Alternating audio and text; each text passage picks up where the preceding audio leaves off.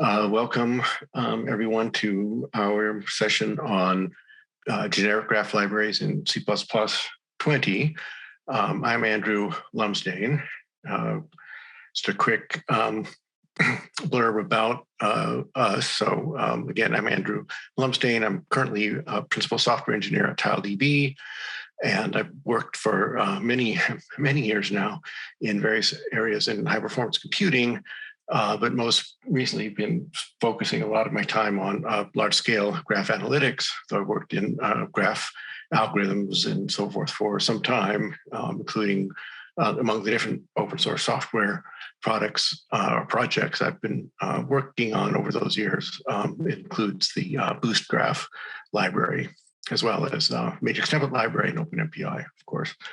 And with me here also is Phil Ratzloff, who's a distinguished software developer at SAS Institute and who has been the C++ advocate there, and who has used C++ for almost as many years as I have, working on applications using graphs for business cost analysis and fraud detection.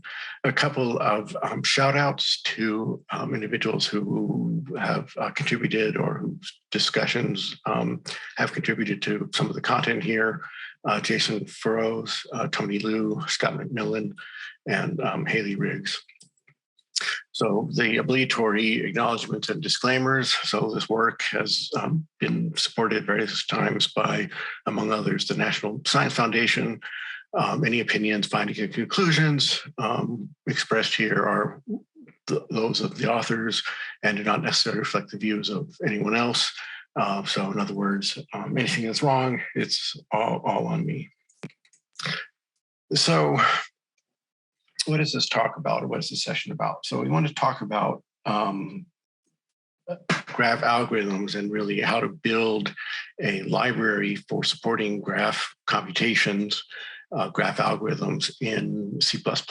And so I want to reflect a little bit first on kind of why graphs are such a natural fit for doing this in C++, or really the way we're going to be doing it in C++. And really the talk is going to focus a lot on our process for developing the library as much as what is actually in the library, and maybe even more on the process, because this is still a work in progress. And so there's a nice commonality between graph theory and generic programming in some sense. So graphs model relationships between elements of a data set, and these relationships can be analyzed, and many things can be said about those relationships that without having to take into account at all what originally was being modeled.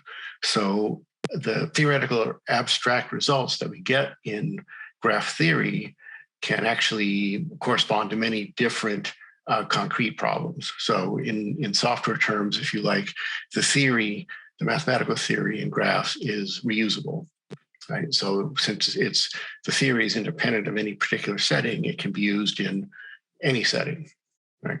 And this is, in some sense, what we try to do with generic software libraries. Right, we want to make them reusable. We want to make them independent of any particular setting, so they can be used in any setting. And this correspondence makes sense, actually, and is really deeply rooted in where generic programming, generic libraries came from, which is based on mathematics. And so, of course, graphs are everywhere. From the routing messages on the internet to spreading or modeling the spread of diseases, to social networks, to what have you. Everything that has relationships can be modeled as a graph, and things are. So almost surely used a graph algorithm today many times already. And as important as graph theory and graph algorithms are, it's important, I think, and one of the reasons we've been undertaking this project is to meet the need and have a generic, reusable C++ library for C++. Now, so some of the basic principles we want to follow in generic programming and in developing a generic library for graphs is really taking a cue from the C++ standard library, or really where it began, the standard template library. And that library developed a rich set of one-dimensional algorithms and data structures. But it did not support graphs in particular, hence the need for a graph library. It also developed, and what has been continually evolving and being refined, is standardized mechanisms for defining type requirements that form the interfaces to generic algorithms. And so we know those today as the language feature of concepts. And so in some sense, one of the foundational principles on what we're doing here is that our claim is that the standard library already provides sufficient capability to support generic graph algorithms and data structures. So we don't really need to add new types of containers per se, or any new language mechanisms, but we can reuse the mechanisms that are in place today. And in fact, as we'll see, a range of ranges is sufficient to define or to constrain the inputs, if you like, to graph algorithms. And as we'll see also, compositions of standard library containers will meet those requirements. And so some of the principles also that we want to follow, what we want our graph library to have, is kind of first, and again, maybe the second foundational principle, is that the graph itself is not for storing data. It's really, a graph is for enabling efficient algorithmic traversal of structure implied by relationships among and of data.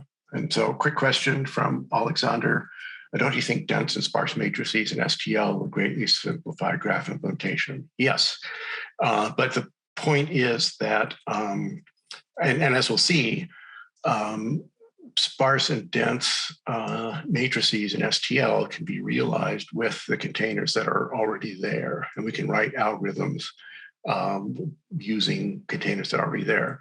And in fact, I want to maybe hit on one kind of also fundamental point here, which is that generic programming and developing generic libraries is algorithm centric. And so we're going to kind of be hitting on that several times during the talk here. And it is also kind of why we're explaining the process. It's very easy. And I've been through this once already, right? More than one time already, but one time in depth with the Boost graph library. And it's very easy to start thinking about developing a graph library in terms of developing a graph abstraction and graph data structures first, and then thinking about how to write algorithms in terms of that data structure. But that's really, the approach we're taking is really the converse of that. We want to look at what are a canonical set of graph algorithms, what are the common requirements across those algorithms, and then how do we put together data structures to meet those requirements. And so as we'll see, we can do that with standard library components. Okay, so keep that in mind as we go along through the rest of the talk.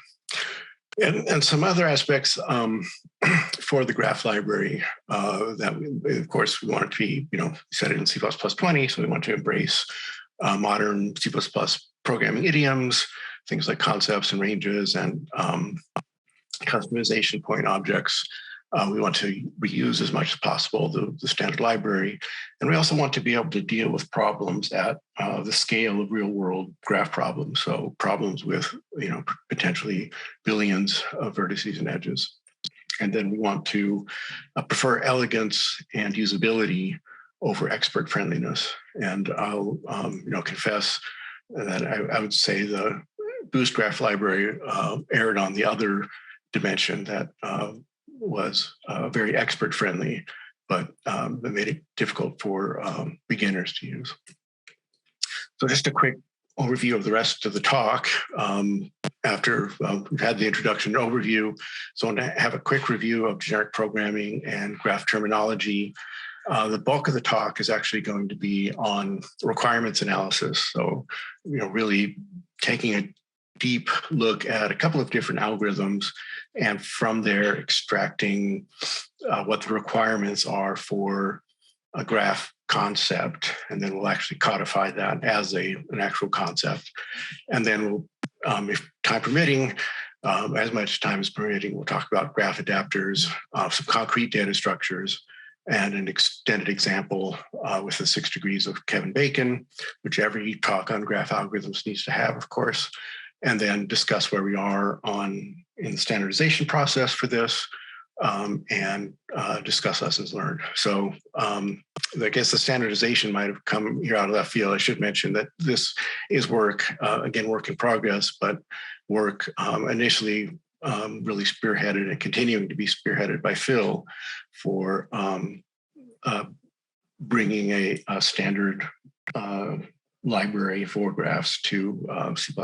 Hopefully, I don't know if we'll get in by 23, but hopefully by 26. So generic programming. So this originally goes back to work done by David Musser, Alex Stepanoff, and others in the mid to late 90s. And the idea there is that generic programming deals with finding abstract representations, again, of algorithms and data structures and other software concepts and organizing them in some systematic fashion, in a mathematical fashion, if you like. And the goal is to express algorithms and data structures in a broadly adaptable way, so that these abstractions, the algorithms and data structures, can be directly used in software construction. And so the process is to, and again, this is what I said I was going to harp on a little bit, is that we study concrete implementations of an algorithm, and we want to lift away unnecessary requirements to produce a more abstract algorithm. And then these requirements can be organized, cataloged, and bundled into concepts. And then we can repeat the lifting process until we have obtained a generic algorithm that in some sense captures the essence or the higher truth of the algorithm, but that still instantiates to an efficient concrete implementation. And we'll show this process in a few different guises next. But again, the point is that we're not doing the lifting to come up with a more abstract data type. We're doing the lifting to come up with more abstract algorithms. And how do we know when we're done with the lifting process? Well, there's a saying about a Zen garden. You know when your garden is done, when there's nothing left to remove. And so you know when it is an aesthetic sense, I would say. You know when you're done lifting your algorithm, when there's nothing left to abstract. And that's in contrast, I'd say, to the approach of starting with a data structure, where you try to add every possible conceivable capability to it so that it can work with all algorithms. Right? So we don't want that approach. And so, of course, the canonical and ultimate example of a generic library is the original standard template library, where the abstractions were organized according to, well, at the center, algorithms, and those interfaced with containers through iterators. The algorithms could be extended and generalized also through function objects, and the containers could be extended and adapted through adapters. Okay, so, and again, this was in contrast to one size fits all. And so, quick question, are we including network flow algorithms, and how do you decide which algorithms to support? Now, so that's a great question. So part of what we want to do, because there are an endless number of graph algorithms, and not just different algorithms, but different variants of particular algorithms. So even when you say, well, Dijkstra's algorithm, well, is that implemented with top-down exploration method, well, exploration method, bottom-up, or does one envision a parallel implementation?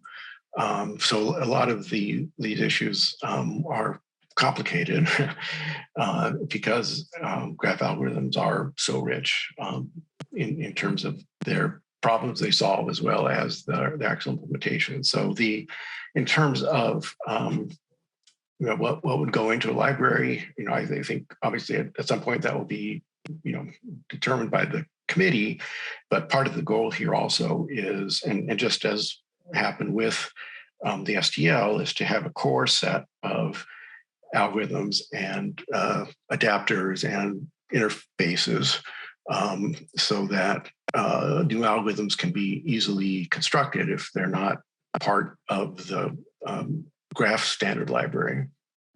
But I would imagine, I think some of the usual suspects would be included,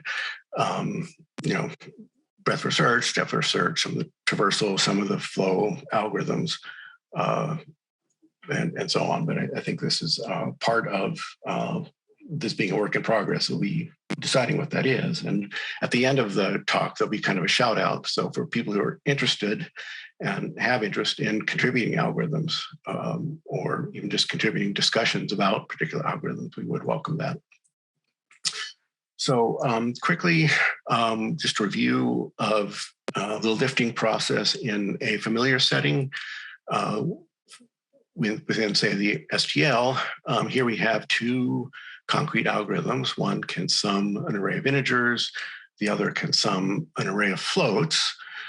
If we want to lift the requirements that are embedded here, and the requirements are that the arrays be of a particular type, we can, of course, parameterize that with using C++ templates.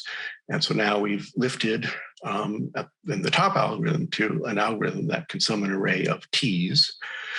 Of course, that's not sufficient if we want to sum a list of floats. So to lift the algorithm so that we can sum arrays and linked lists. And this was, in some sense, one of the brilliant things about the standard template library was the introduction of iterators, or the use of iterators. So, oops, wrong direction, apologize. So that we could lift the summation over an array and the summation of a list to be able to sum over a range of t's. And so this just requires that we have an iterator range and that the type within be able to be added and assigned. And the iterator requirements were that we'd be able to dereference the iterator with operator star, be able to increment it with operator plus plus. But by providing this interface, now we can subsume all of, or both of, in this case so far, summing an array and summing a list. And one thing to note is that we aren't subsuming those cases in their natural form necessarily, right? We can't just use the linked list as is. We can use a linked list, but we do have to provide a conforming interface to it.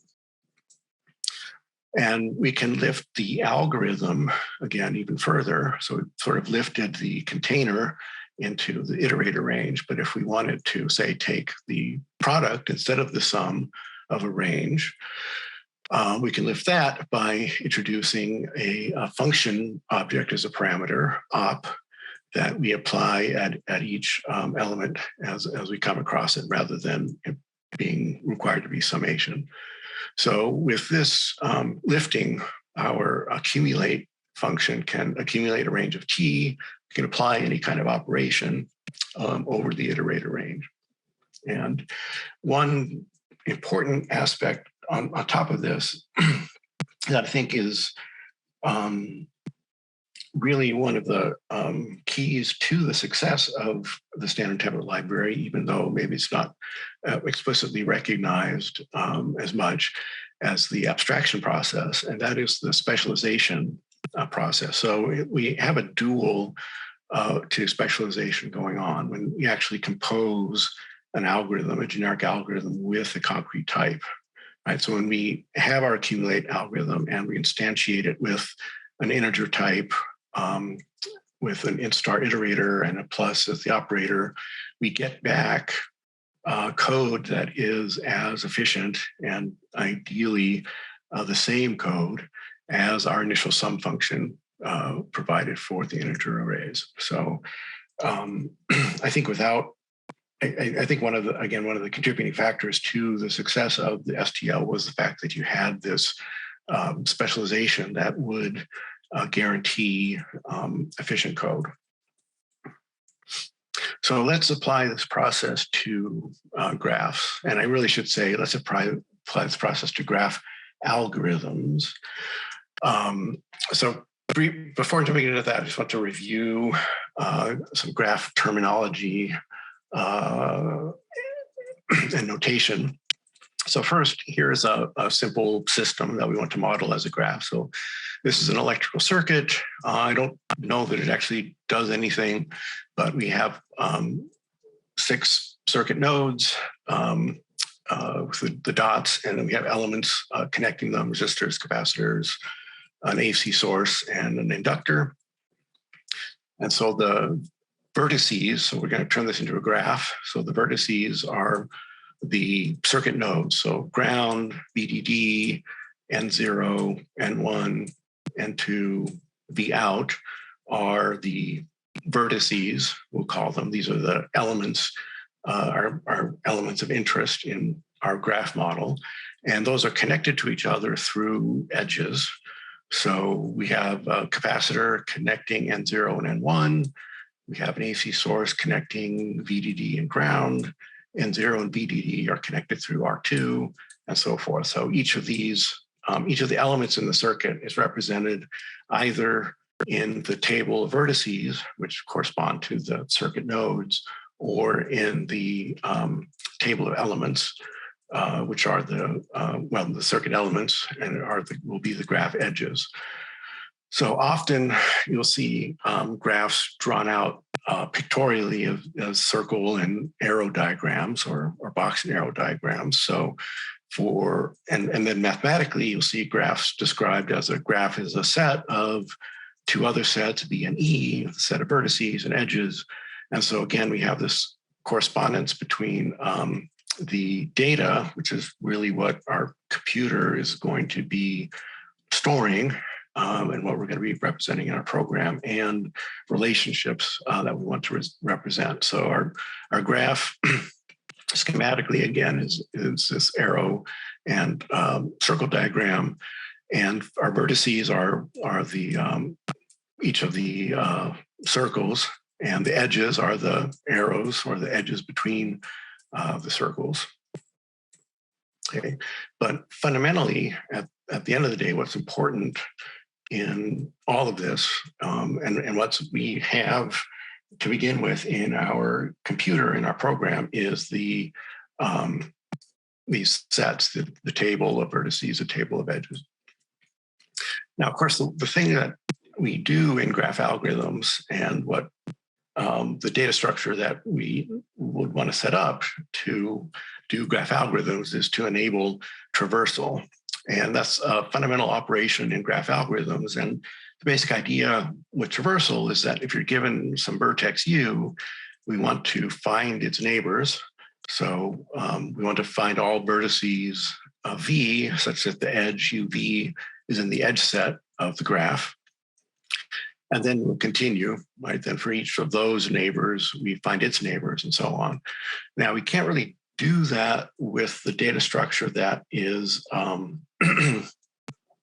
excuse me, we can't really do that with the data structures that we saw before with the tables, because that would mean if we wanted to find N2, our starting vertex here, and its neighbors, we would have to scan the whole list for everything with N2, and then find all of its neighbors. So what we really want is to be able to, in constant time, look up N2 and find all its neighbors. And so the data structure that is typically used for this is sometimes called an adjacency list. Well, it's often called an adjacency list, even though we don't necessarily, and I'm going to be using this term throughout, adjacency list, but keep in mind that we don't necessarily mean we're storing things as a linked list like we have shown here on the right.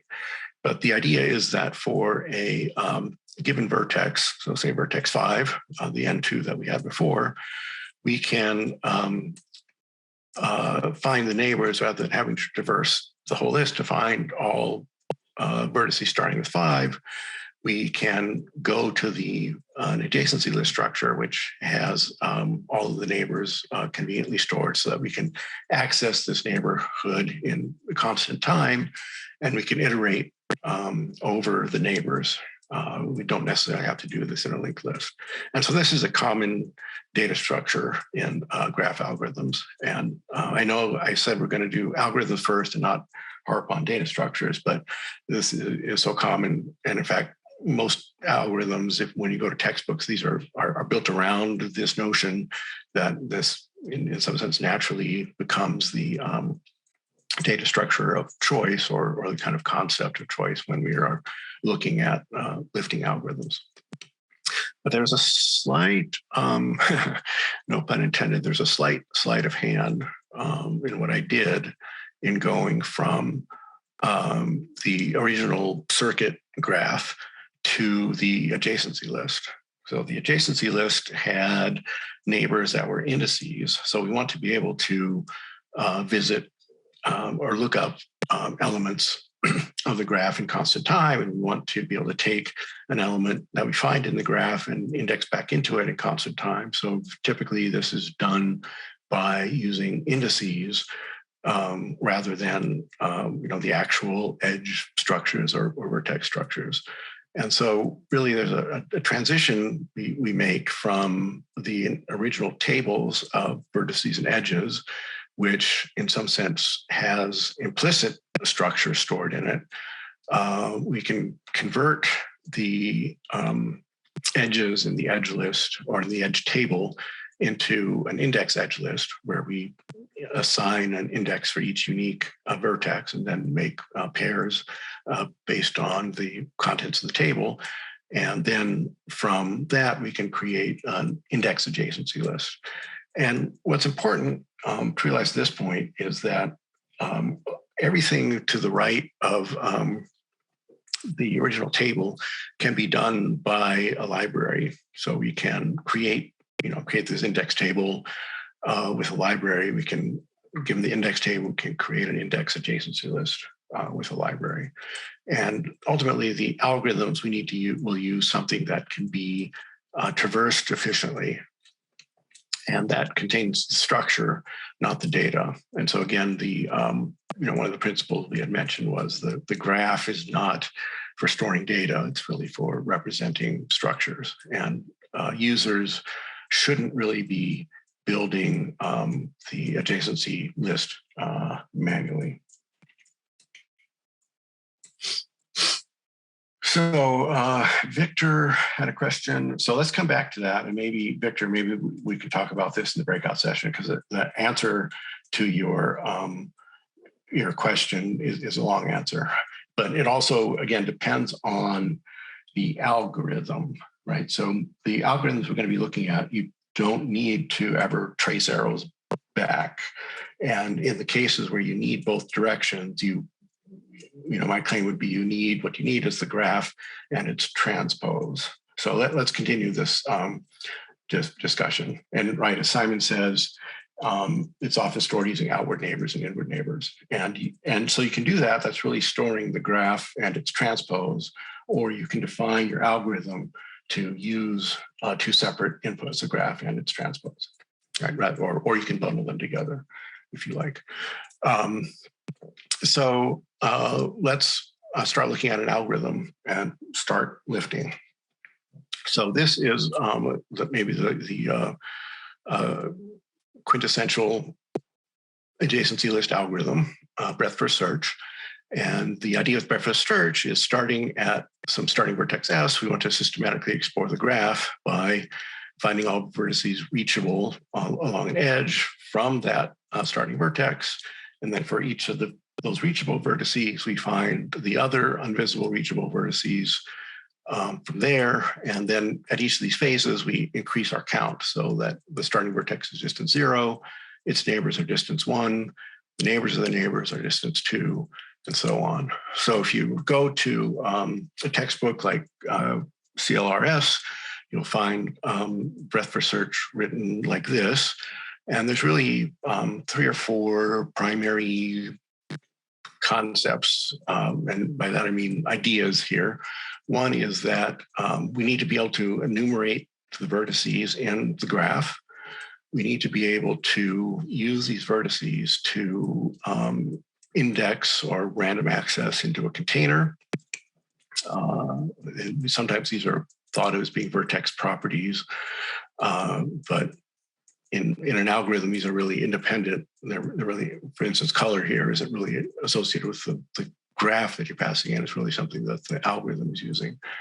And we want to, given a vertex U, we want to enumerate its neighbors. And in using the terminology that came up in the Q&A, we want to visit the out neighbors. And so we can translate that almost directly using just standard C++ into a algorithm, almost line by line, right? So we enumerate the vertices and set the values of this random access container initially to white, and then for the source vertex to gray. So again, vertices need to be able to index into random access containers, and we need to be able to enumerate neighbor vertices. So based on this implementation, and again, we're just starting here. This is a concrete implementation of an algorithm.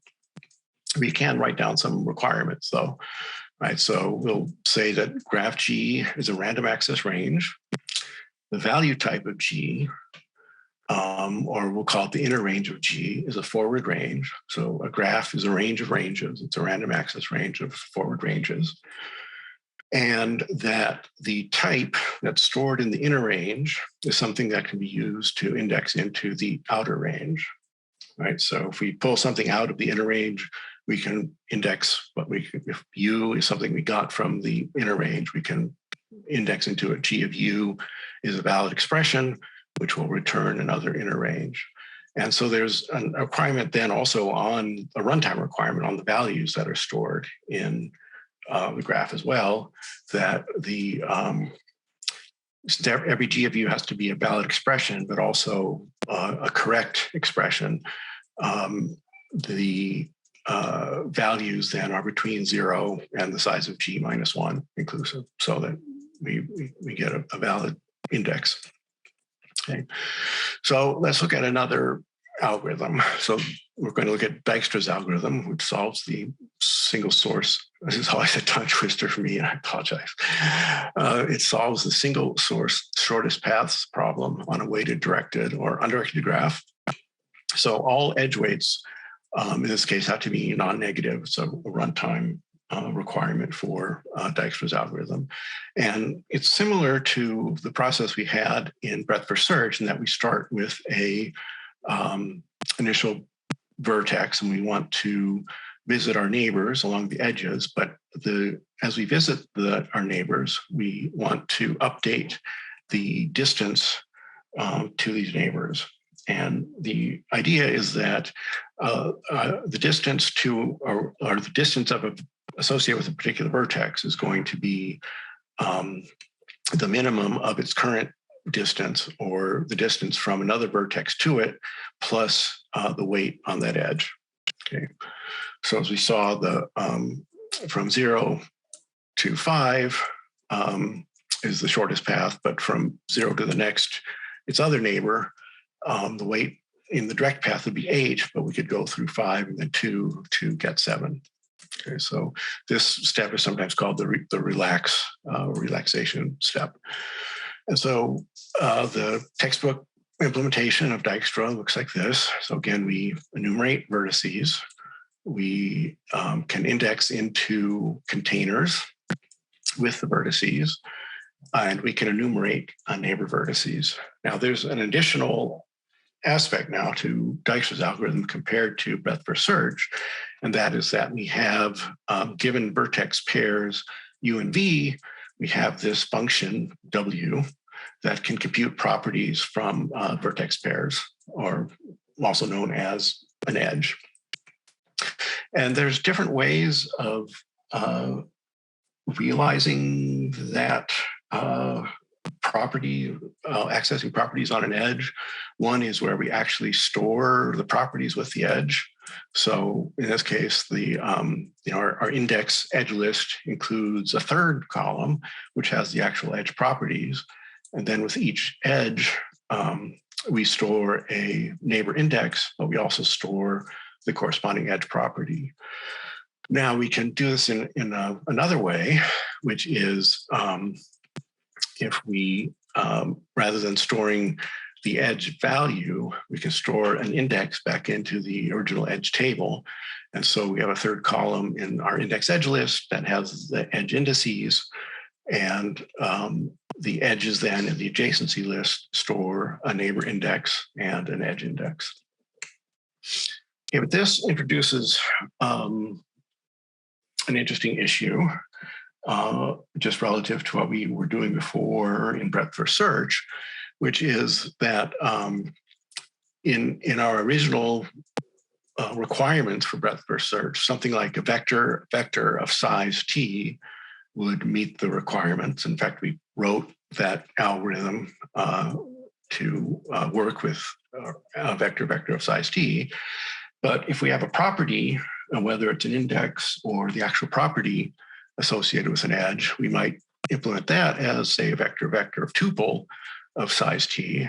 If we do that, the second one won't work with breadth first search as we had it, because we assumed that the neighbor was just being stored and not that it was stored inside of a tuple.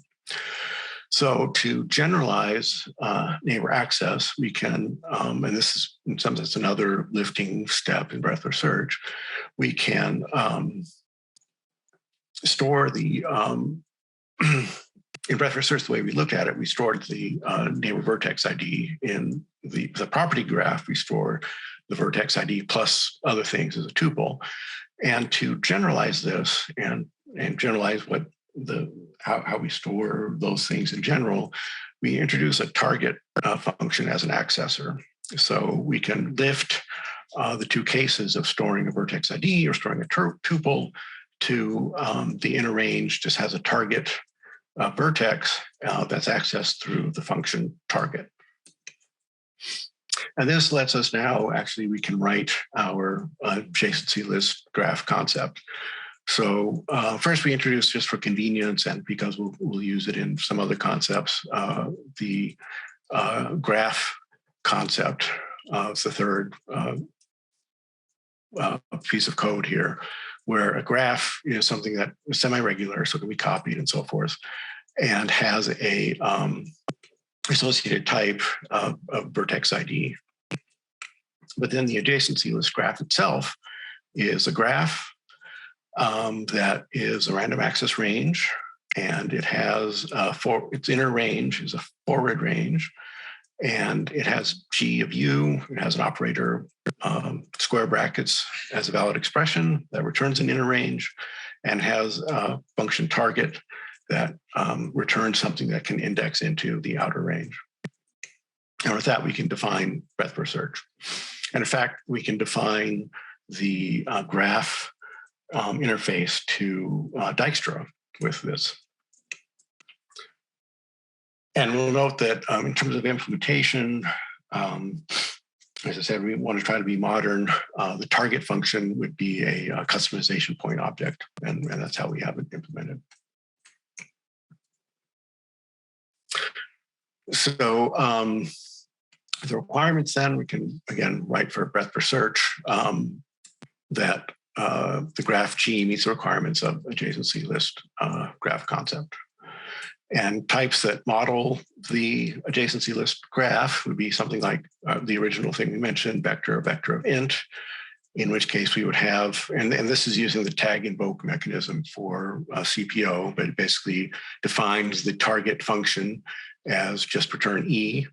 So in this case, the neighbor it's just stored in the graph.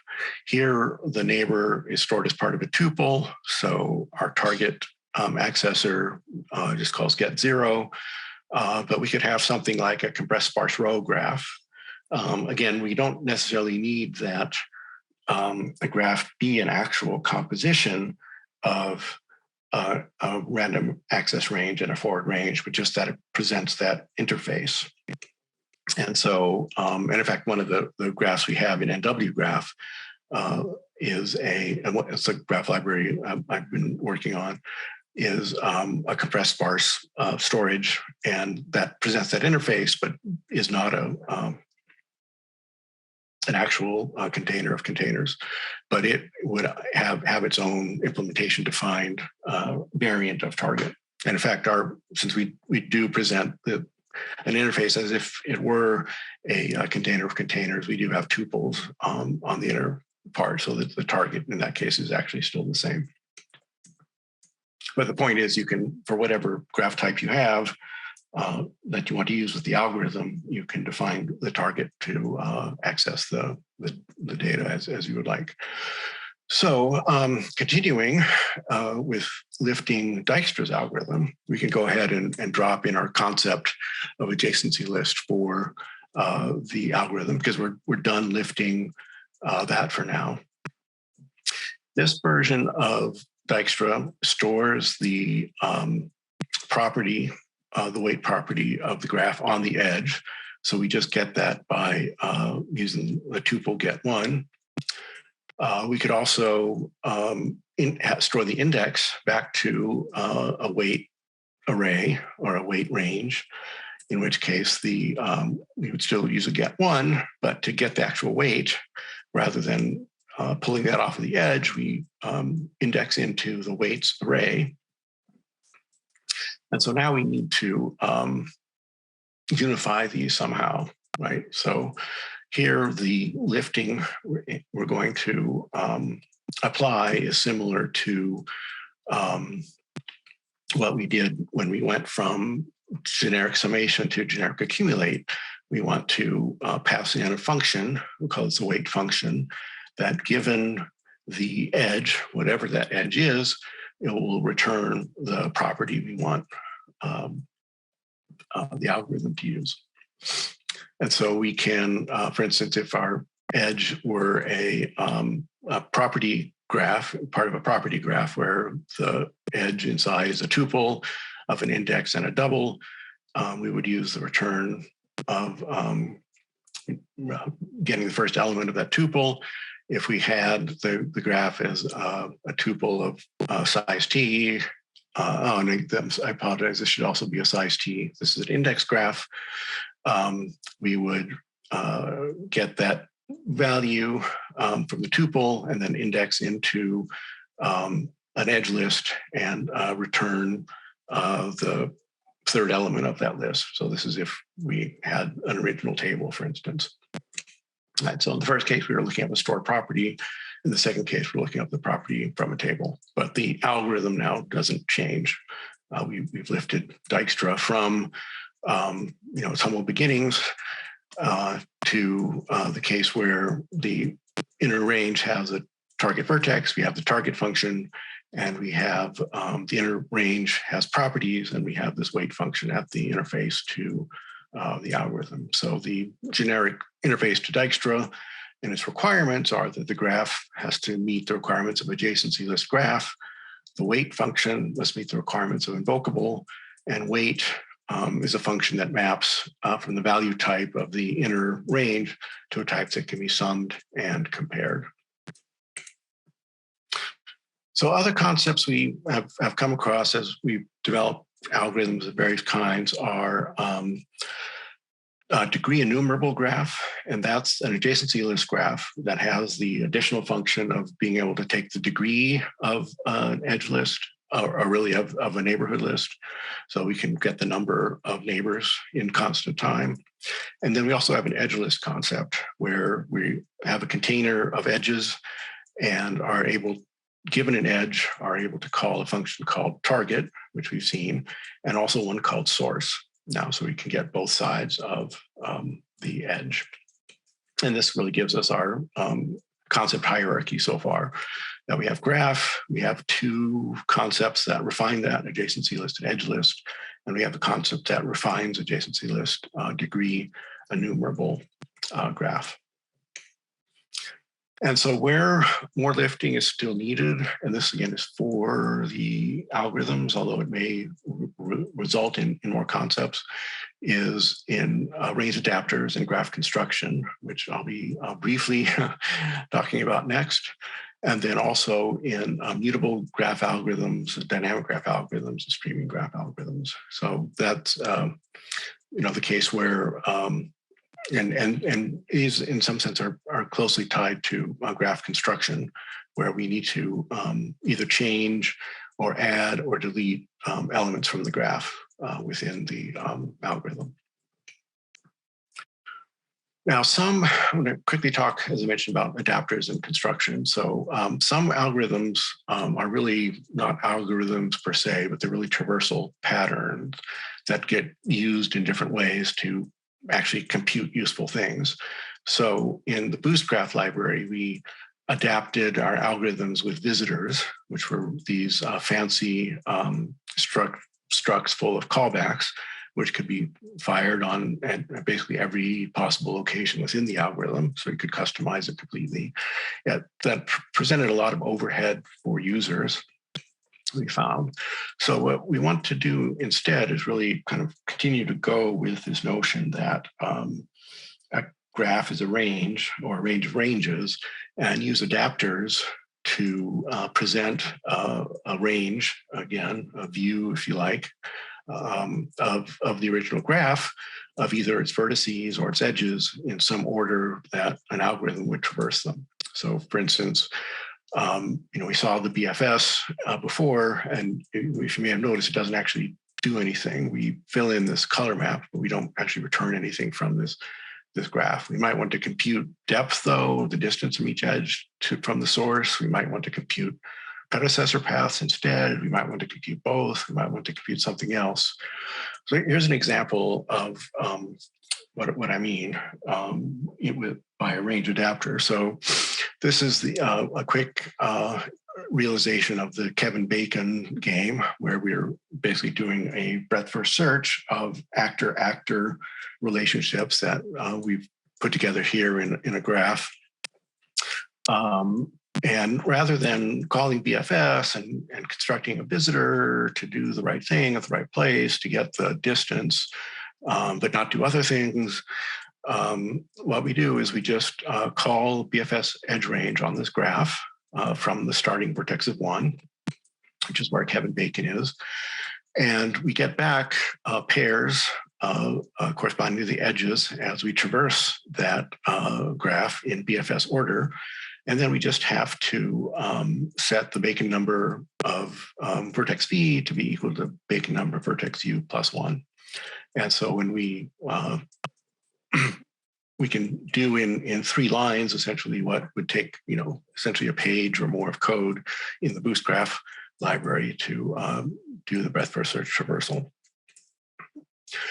Now with stored property graphs, so in terms of graph construction, besides adapters, we need to be able to do things, as we said. We want to go from starting with a table of data, edges and vertices. We want to, maybe given edge properties, construct a property-based adjacency list.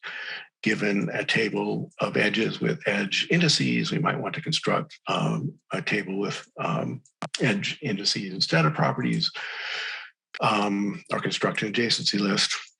So right now we have 3 graph construction algorithms. We have one make plain graph, which will just construct its default type. So you can pass the type of the graph you want constructed in as a template argument. The default type for an index graph is just a vector of size t. So that's a plain graph. It just stores in as compact a form as possible the neighbor. An index graph stores the neighbor plus an index back into the original edge list that's passed in. And the default type for that is a vector of tuples of size t. And the property graph is a vector of, default is vector of whatever is stored after the first 2 indices in the edge list. So for instance, if we have a set of vertices as strings, and we have a set of edges as strings and an int or a size t,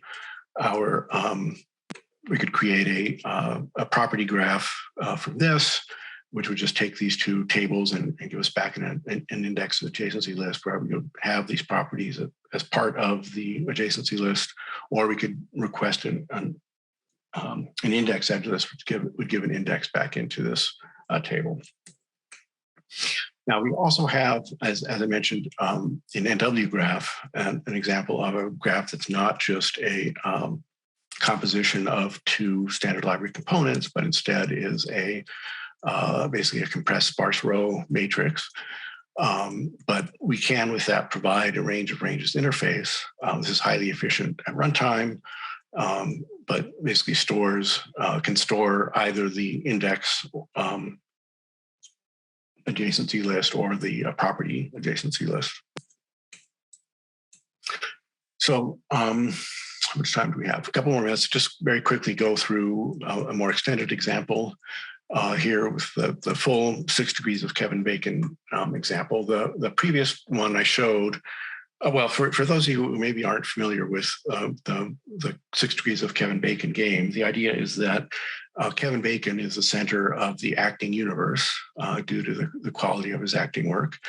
And he has, there's a co-star network, co-star relationships between actors. So if an actor has starred in a movie with someone, there's an edge between those two actors. And the value of that edge, if you like, is the movie that they co-starred in. Unfortunately, so I showed this example before, that co-star graph doesn't actually exist. So if you go to the IMDb, which is not a graph database, it's the IMDb Internet Movie Database, what you'll find is tables, and you find a table of movies, you find a table of actors, and you find a table that has movies and actors that starred in the movie. So it has two sets of vertices, actually, a set of movie vertices, a set of actor vertices, and a set of edges that go from movie to actor. And so we can create from this edge list, based on the indices in the movie vertex set and based on the indices in the actor movie set, we can actually create an index edge list where the edges again have, for each of the edges in the movie actor list, have the index from the left-hand side set of movies and the index from the right-hand side set of actors corresponding to the movie actor relationships. From that, we can actually build two different adjacency lists. We can build one that goes from movies to actors, and we can build one that goes from actors to movies. And we'll note, though, that this doesn't meet the requirements that we'd had before. We couldn't use one of these, for instance, in breadth first search because it doesn't meet the requirements that we'd be able to actually index into ourselves, because these are really two separate index sets, two separate vertex sets of movies and actors. They can index into each other instead of themselves. So to get the movie or actor graph, what we have to do is essentially do a join or a matrix-matrix product between the two adjacency lists to get the actor-actor list. And again, this is something that can be provided by the library. So for a more complete Kevin Bacon game, given the table of strings, each of these are, the movies and actors are tables or vectors of strings.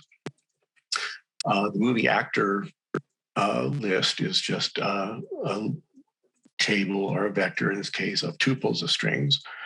We can make, in this case, we call them bipartite graphs because they index from one set into another. We can get the two directions of bipartite graphs. We can join them, so we get G and H, our actor movie and movie actor. We can join them, and if we want actor movie, or if we want actor-actor, we can join G with H. If we want movie-movie, we can join H to G. But here we'll use the actor-actor because that's what we want to do with Kevin Bacon. But now we're going to compute not just the distance of each actor to Kevin Bacon, but we're going to compute the parent list. So for each actor, we want to know who is in the shortest path back to Kevin Bacon. And we're also going to store the movie that formed that relationship. And so if we do that, we can also write some code. I won't go through this because we're running low on time. We can print out for each actor in the list, we can print out the Bacon number, and then we can print the path back to Kevin Bacon. So for those of you who are curious, Carrie Ann Moss has a Bacon number of 4 because she starred in The Matrix with Hugo Weaving. Hugo Weaving starred with Natalie Portman in V for Vendetta. Natalie Portman starred with Julia Roberts in Closer, and Julia Roberts starred with Kevin Bacon in Flatliners. And this is just most of these. In actuality, the list of movies and actors is much larger. So most actors have a Bacon number of 1, 2, or 3. I think the largest Bacon number known is 12 or something like that for some very obscure actor. Now, just a quick, in the last couple of minutes, just a quick comment on some of the concepts we've come up with relative to the Boost Graph library. So in Boost Graph, there's a large number of algorithms. Here I pulled out 30-some odd algorithms and looked at what the concept requirements are for those. Almost all, not completely all, but almost all of the algorithms take the requirements for the input graph are vertex list graph and incidence graph. And that is basically the requirement that you be able to enumerate vertices in the graph and that you be able to visit the neighbors of a given vertex. Oops. And the concepts that in VGL, there are actually more concepts than we saw that we have in the library we're proposing here.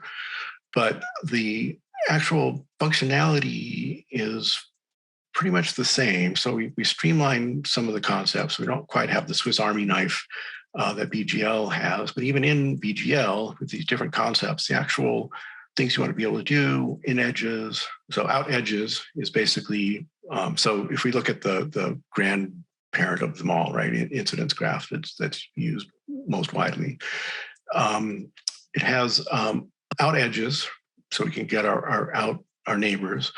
It has out degree, but most algorithms don't actually need this. So this is actually kind of an overspecification in BGL. And then given a edge, you can get the source and target.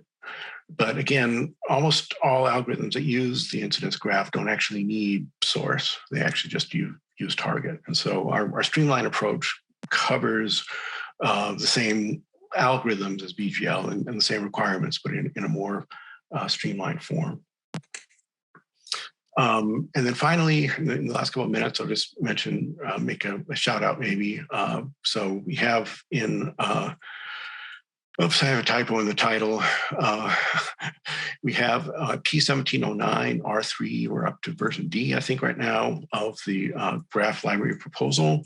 Again, that's being spearheaded by Phil Ratzloff, whose email is here, and I'll put it also on the last slide. Where we are in the process is that we're currently in the SG19 study group.